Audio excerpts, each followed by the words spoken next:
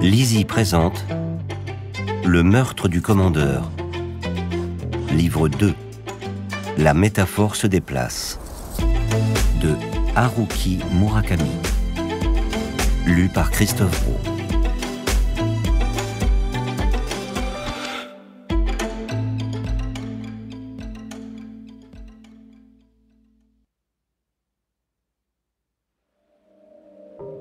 Chapitre 33.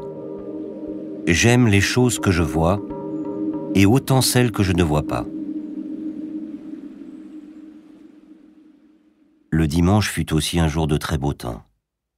Il n'y avait pas de vent et le soleil automnal faisait joliment resplendir les feuilles des arbres des montagnes en leur conférant toutes sortes de nuances variées. De petits oiseaux à gorge blanche voletaient de branche en branche, picorant des baies rouges avec habileté. Assis sur la terrasse, je ne me lassais pas de contempler ce paysage. La beauté de la nature est prodiguée impartialement aux riches comme aux pauvres. Comme le temps. Non. Le temps, ce n'est pas la même chose. Avec de l'argent, je crois que les favorisés de ce monde peuvent s'acheter du temps en plus. À 10 heures précises, la Prius bleu vif arriva sur la route escarpée. Shoko Akikawa portait un pantalon de coton vert clair, de coupe étroite, et un léger pull à col roulé beige. À son cou, brillait une discrète chaînette en or. Comme le dimanche précédent, elle était impeccablement coiffée. Chaque mouvement de ses cheveux dégageait furtivement sa nuque délicate. Ce jour, elle n'avait pas de sac à main, mais une sacoche en daim portée en bandoulière. Elle avait enfilé des chaussures bateau marron, une tenue décontractée mais pensée jusqu'au moindre détail. Ses seins dessinaient une très jolie courbe, confirmant ainsi les dires de sa nièce. Selon ses informations confidentielles, sa poitrine ne nécessitait aucun rembourrage. Je ne pus m'empêcher d'être attiré par ses seins, uniquement d'un point de vue esthétique, je précise. Marie Akikawa était vêtue d'une façon totalement différente de la semaine précédente, avec un jean droit délavé et des converses blanches. Le jean était troué ici ou là, bien sûr des déchirures pratiquées à dessein, avec soin. Elle portait une fine parka grise sur laquelle elle avait posé une épaisse chemise à carreaux de bûcheron.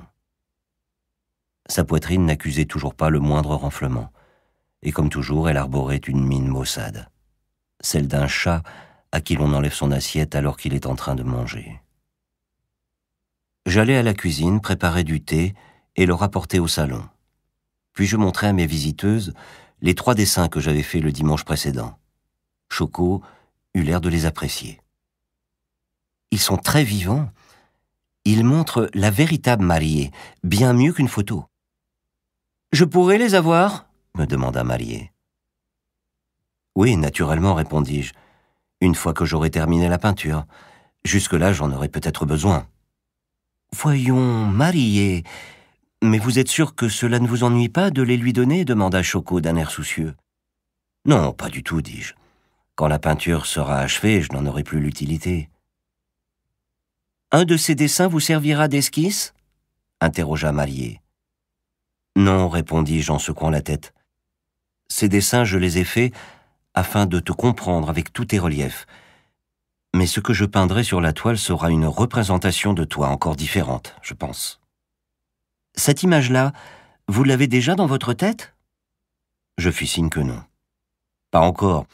Il faudra que nous travaillions dessus tous les deux. À me comprendre en 3 dimensions ? Dit Mariée. Oui, une toile physiquement c'est une simple surface plane, mais il faut que le tableau soit peint en montrant tous les reliefs. Tu comprends ? Mariée parut avoir du mal à saisir. Le mot relief devait évoquer pour elle le gonflement de sa poitrine.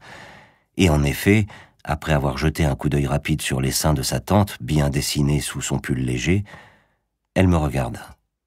« Qu'est-ce qu'il faut faire pour être aussi bon que vous ?» En dessin, tu veux dire ? Mariée acquiesça. Oui, en dessin ou en croquis. Des exercices. À force de s'entraîner, on devient meilleur.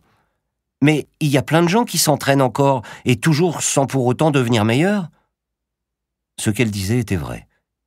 J'avais fréquenté les beaux-arts et j'avais vu bon nombre de camarades ne jamais s'améliorer, même en travaillant du mieux qu'ils le pouvaient. Quels que soient les efforts que l'on fournit, ce sont les dispositions naturelles qui déterminent la compétence. Mais si je mettais cette question sur le tapis, notre conversation deviendrait inextricable. Cela ne veut pas dire que l'on n'a pas besoin de s'entraîner. Bien des talents ou des dispositions ne se dévoilent qu'avec un travail acharné. Nous espérons que vous avez apprécié cet aperçu. Pour continuer à écouter ce livre audio sur Google Play Livres, utilisez le lien dans la description de la vidéo.